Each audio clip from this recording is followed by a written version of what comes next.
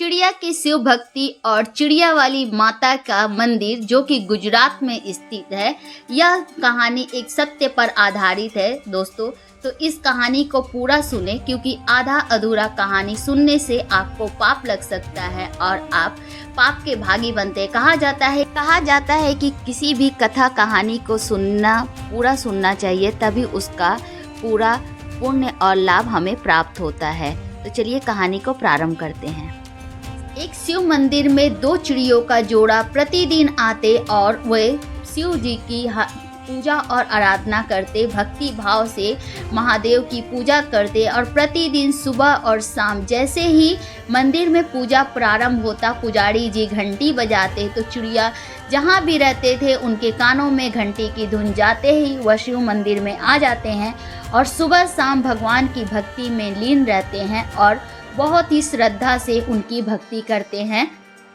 इसी तरीके से दोनों चिड़ियों का जोड़ा प्रतिदिन शिव मंदिर में पूजा पाठ समाप्त कर वे दाना के लिए निकल जाते और अपने अपने बच्चों के लिए दाना पानी का इंतजाम करने लगते। वहीं एक बुढ़िया माई रहती थी जो प्रतिदिन उन पक्षियों को दाना देती थी और पक्षियों को ज़्यादा दूर जाना नहीं पड़ता था। वे रोज भगवान शिव की भक्ति करते और बुढ़िया माई के यहाँ से दाना पानी ले करके वे खुद का भी पेट भरते थे और अपने बच्चों का भी पेट भरते थे। प्रतिदिन बुढ़िया माई भी उन पक्षियों के लिए दाना देना कभी नहीं भूलती थी। पक्षी उड़ते हुए आसमान में भ्रमण करते हुए वे शिव मंदिर में पहुंच जाते हैं।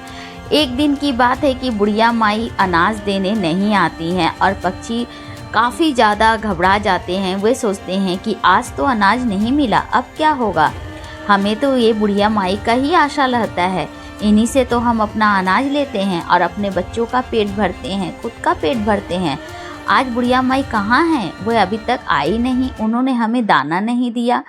यह सोचने लगते हैं और वे पति पत्नी वे दोनों चिड़िया के जोड़ा जो है आपस में बात करने लगती है, परंतु बुढ़िया माई नहीं आती है, उन्हें दाना नहीं मिलता है और वह इस तरीके से दोनों पक्षी कहीं और दाना की तलाश में चले जाते हैं, परंतु उनका मन नहीं लगता है। वह ये सोचते हैं कि आखिरकार बुढ़िया माई गई तो गई कहाँ। वे तो प्रतिदिन हमें दाना देती हैं और उनसे दाना मिलने के कारण हमें ज़्यादा परिश्रम भी नहीं करना पड़ता है और बुढ़िया माई दाना देती हैं जिससे हमारा और हमारे बच्चों का पेट आराम से भर जाता है। आखिर वह गई कहाँ, यही सब सोचने लगते हैं और बुढ़िया माई को हर तरफ से तलाशते हैं, उन्हें ढूंढते हैं, परंतु बुढ़िया माई ने वे प्रतिदिन बुढ़िया माई के छत पर जाते हैं उड़ते हुए और यही देखते हैं कि बुढ़िया माई आखिर है कहाँ, कहीं बुढ़िया माई आज आ तो नहीं गई।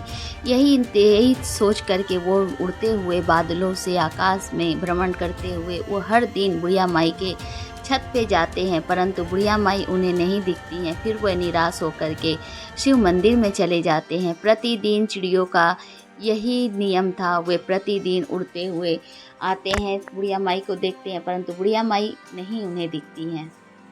बुढ़िया माई दोनों पक्षी बात करते हैं कि बुढ़िया माई जब भी हमसे मिलती हैं तो वो हमें यही बताती हैं कि उनका तो कोई नहीं है, तो फिर ये बुढ़िया माई गई तो गई कहाँ। वे शिव मंदिर में जा कर के इसी तरीके से भगवान भोलेनाथ के पास वे प्रार्थना करने रहते हैं, हे प्रभु हमारी बुढ़िया माई कहाँ गई, वे हमें नहीं मिल रही हैं। प्रतिदिन वे हमें दाना देती थी, हमें उनकी बहुत चिंता हो रही है, हम क्या करें। यह कहते हुए वे पक्षी उनसे प्रार्थना करने लगते हैं। असल में बुढ़िया माई का कोई नहीं था और बुढ़िया माई बहुत ज़्यादा बीमार हो गई थी और बीमार होने के कारण वे बिस्तर पे पड़ गई थी और बिस्तर में पड़े पड़े वे उठ नहीं पा रही थी और इसी कारण एक दिन उनका देहांत हो जाता है, परंतु कोई नहीं होने और वे दोनों पक्षियों का जोड़ा महादेव के मंदिर में आकर प्रार्थना करने लगते हैं कि हे महादेव आप हमारी बुढ़िया माई को हमसे मिला दें, कृपया वो कहाँ हैं, हमें उसका थोड़ा सा भी हमें कुछ संकेत दें।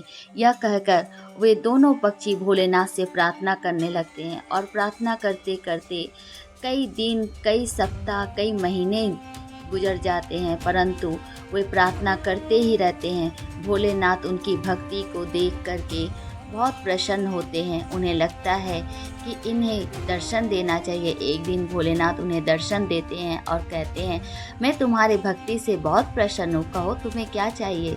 तब दोनों पक्षी कहते हैं, हे महादेव, हमारी बुढ़िया माई हमें नहीं मिल रही हैं, कृपया आप हमारी बुढ़िया माई हमें लौटा दे, वे कहाँ हैं।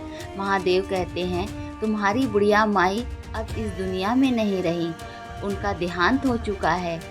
उनका कोई ना होने के कारण वे बिस्तर में पड़े पड़े कई महीनों से वे इस दुनिया को छोड़कर जा चुकी हैं। इस तरीके से वे भगवान से कहते हैं, कृपया आप हमारी बुढ़िया माई हमें वापस कर दें महादेव। महादेव कहते हैं, यह असंभव है, इस सृष्टि यह असंभव है। हे नादान पक्षी, तुम्हें ज्ञात नहीं, तुम्हारी बुढ़िया माई अब इस सृष्टि में नहीं रही, वह इस सृष्टि से चल बसी हैं, उनका देहांत हो चुका है। तुम्हारी बुढ़िया माई तो कब का ही ये सृष्टि छोड़ चुकी हैं, उनका तो देहांत हो चुका है, उनका शरीर भी अब नष्ट हो चुका है, वे गल चुकी हैं पूरा, उनमें कीड़े लग चुके हैं, अब वो इस संसार में जीवित नहीं आ सकती। उनका यह संसार का नियम है, जो एक बार इस संसार में आता है उसे पुनः जाना ही पड़ता है, और जिसकी एक बार मृत्यु हो जाती है उसे जीवित करना असंभव होता है। तो हे पक्षी, हे पक्षियों, तुम कुछ और मांगो। आप यदि हमारे भक्ति से प्रसन्न हुए हैं और हमें कुछ देना चाहते हैं तो कृपया बस आप हमें हमारी बुढ़िया माई वापस कर दीजिए। महादेव उन पक्षियों के इस प्रेम को देख करके, निस्वार्थ प्रेम और अपनी भक्ति को देखते हुए, महादेव सृष्टि के नियम को भी बदलने पर विवश हो जाते हैं और वे कहते हैं, ठीक है, वही होगा जो तुम चाहते हो, मैं तुम्हारी बुढ़िया माई को ज़रूर जीवित करूँगा और पुनः तुम्हें वापस उन्हें जरूर अवश्य दूंगा। तथास्तु ऐसा कहकर महादेव वहाँ से अदृश्य हो जाते हैं और वे बुढ़िया माई के घर जाते हैं और बुढ़िया माई को जीवित करते हैं। और जैसे ही बुढ़िया माई जीवित होती है, उन्हें लगता है कि वह बहुत गहरी नींद से उठी हैं और वे उठ करके तुरंत जाने लगती हैं और सोचती हैं ये मन ही मन कि कितनी देर से मैं सो रही थी, पक्षियों को मैंने दाना भी नहीं दिया है, वो बेचारे भूखे प्यासे मेरी प्रतीक्षा कर रहे होंगे। ऐसा सोचकर बुढ़िया माई छत पे जाती हैं और जा कर के पक्षियों को दाना देती हैं। सच्चे हृदय से अगर कोई कार्य को किया जाए तो उसका फल अवश्य मिलता है, जैसे कि बुढ़िया माई को मिला कि सच्चे दिल से निस्वार्थ वह इन पक्षियों को दाना देती थी, तो पक्षी भी उन्हें मृत्यु से पुनः वापस लेकर के आए। तो कहा जाता है ना, प्रेम अगर सच्चा हो तो उसका फल अवश्य मिलता है। दोस्तों, आपको मेरी कहानी अगर अच्छी लगी है तो वीडियो को लाइक, चैनल को सब्सक्राइब करके हर हर महादेव कमेंट जरूर